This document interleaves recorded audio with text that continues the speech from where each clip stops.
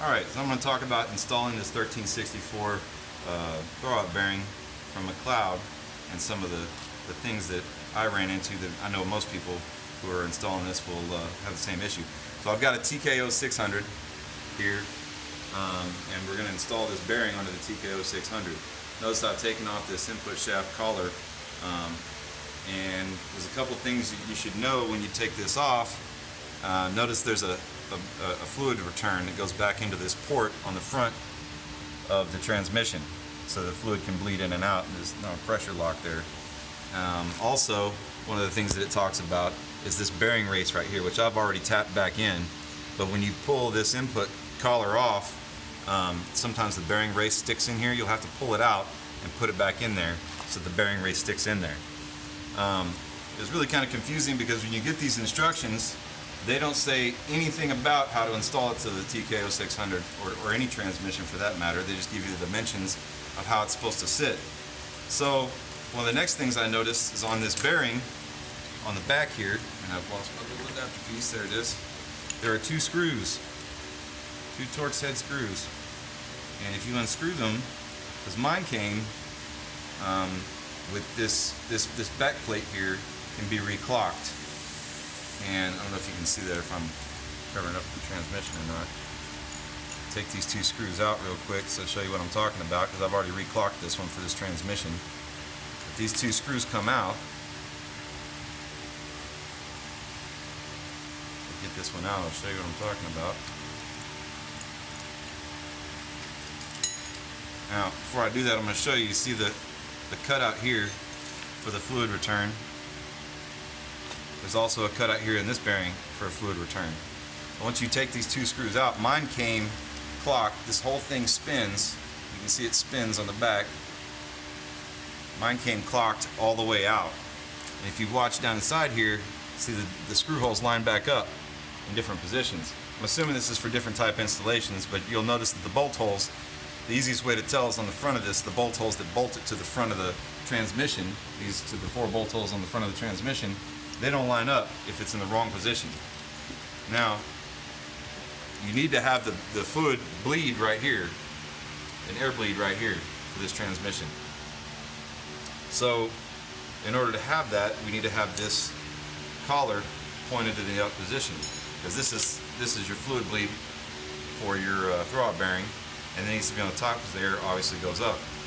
So, in order to have that clocked correctly so that we get our this fluid return for the transmission fluid clocked, and we still have this on top, we're going to spin this around so it lines up on the top, and you'll see the bolt holes will line up as well as the screw holes that go in the back. And then you can put your screws back in.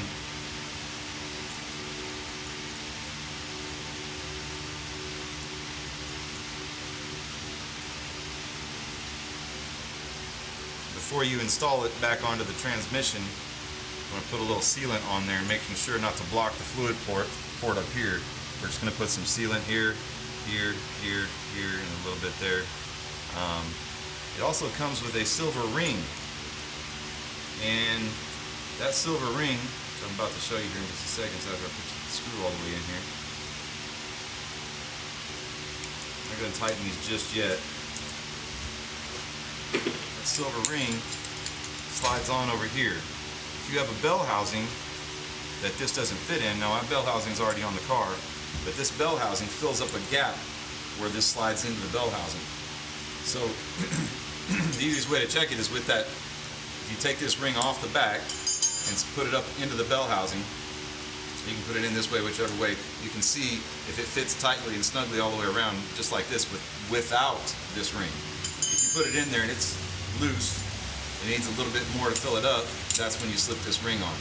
Now, I have not gotten this information from Mcloed. I'm just going off of what I figured out from looking at this, and this is what I assume to be correct, because if you put this on here, if I put this on here right now and I bolt this onto the front of the transmission, there's going to be a gap between the front of the transmission right here and the bell housing. And everybody who's ever installed a transmission knows that it's not good to have a gap between the bell housing and the transmission, so I'm taking this piece out, because there's no way that that's going to fit in my application and still work correctly.